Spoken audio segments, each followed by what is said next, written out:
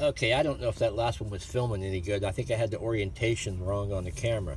I'm trying to just show a quick little tip here on some of the things I use for sanding around windows. Now, ideally, you have a multi-tool that has this kind of a pad on there.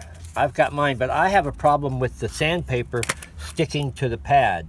And I gave up on trying to get it to work years ago.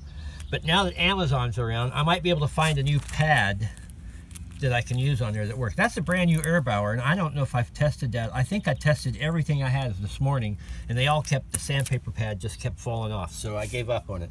Then I've got the Ryobi 18 volter. Now this is good up to that line, sort of along there. You don't want to get it up on top there very much at all, because it's so shaky, and you'll end up scratching the glass.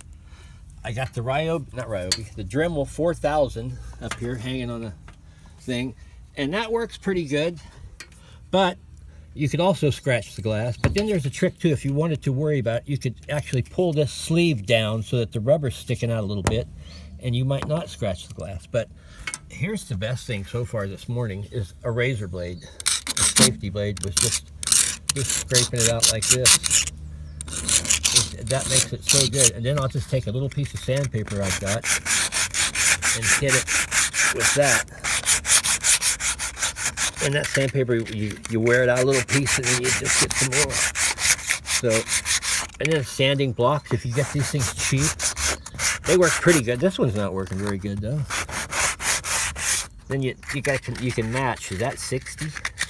That's 60. That's the heavy duty stuff. And that works pretty good. Now I'll have to spray this again here because I've gotten a lot of spray it with the moss killer because it needs it. This job has it's less than 3 years old, and the paint is just falling off. So whoever built this thing, they didn't paint it very well. It should have lasted at least 5 years, a brand new shed like that. So here we are, and that's the tip of the day then. Okay, and I hope that makes a little bit of sense.